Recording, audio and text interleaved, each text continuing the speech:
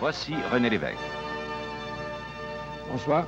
Dès cette première émission, eh bien, on va sauter en effet à deux pieds joints, dans ce qui, pour nous, en tout cas, est un véritable labyrinthe, presque incompréhensible. C'était vraiment une émission pédagogique qui attirait tout le monde. Et le pédagogue, c'était une grande vedette de cette période, René Lévesque. L'Algérie a franchi la Méditerranée et a débarqué, pour ainsi dire, dans la vieille France métropolitaine sous la forme du terrorisme le plus... Je m'appelle Bernard Landry, j'ai été premier ministre du Québec, je regarde Radio-Canada depuis ma tendre enfance. Salut! Comme tu peux le voir, je suis en train de transformer ma chambre en fusée spatiale à l'aide de mes dessins. C'était une grande fierté pour moi d'avoir un père qui était l'idole de tous les enfants de mon âge. Il était beau, il était magnifique, mon papa. Oh, j'oubliais les écouteurs.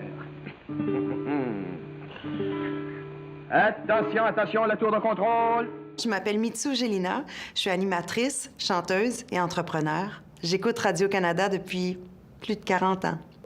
Cette manifestation reflète bien la frustration des participants. Plus de 250 000 personnes se sont rassemblées ici en plein centre du Cap. Le Kremlin affirme que ces troupes bloquent maintenant l'accès au palais présidentiel. Radio-Canada nous a rendu d'énormes services parce qu'il était justement dans l'international et c'était très important à cette époque où la mondialisation commençait son grand voyage, d'être informé de ce qui se passait partout dans le monde.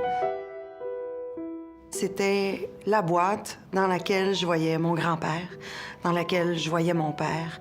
C'est là où on m'a accueilli. Ah, c'est fini? Pas tout de suite. C'est bizarre à dire. On parle de la difficulté de Radio-Canada, mais pour moi, encore maintenant, c'est la solidité. Ce que j'entends de mes amis qui sont à Radio-Canada, c'est qu'ils ont moins de moyens et d'argent pour les tâches nobles, culture et internationales. Moi, ça me manque de voir encore plus de musique, de danse dans ces émissions phares de Radio-Canada. La culture, c'est porteur d'espoir au maximum. C'est pas juste le matérialisme de la production industrielle, il en faut pour payer les gens de culture en particulier. Mais c'est le bonheur humain, c'est l'humanisme, la beauté. Moi, je viens de l'époque du laser 33-45, puis des grands moyens pour, à chaque chanson, qu'il y ait une énergie qui se déploie autant au niveau des costumes, des décors, de l'éclairage. Puis peut-être qu'à l'époque, je prenais ça pour acquis. On réalisait pas à quel point c'était cher financièrement. Et tu vois, on en a un peu moins maintenant et ça me manque. Réduire la culture, c'est toucher une chose vitale. Moi, j'ai été condamné par René Lévesque à l'économie, mais j'ai jamais pensé que l'économie était la première valeur d'une nation. C'est la culture.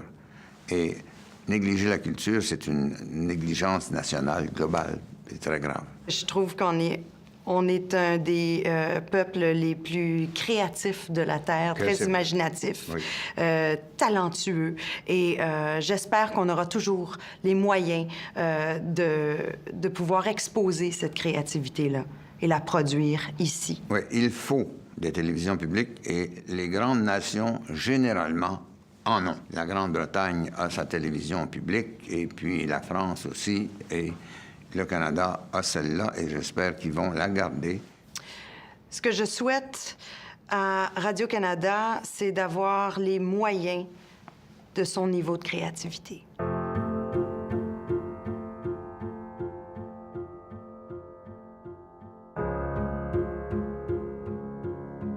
D'accord, un conservateur est un conservateur. Et ils sont moins portés sur la culture. Et comme vous savez, chaque être humain est un vote, comme tous les téléspectateurs, et c'est eux qui sont les boss, en fait. C'est à eux qu'il faut faire plaisir et convaincre. Et des fois, ils se trompent, mais souvent, ils sont trompés. On chante pas tous la même chanson, mais on est tous les deux amis de Radio-Canada.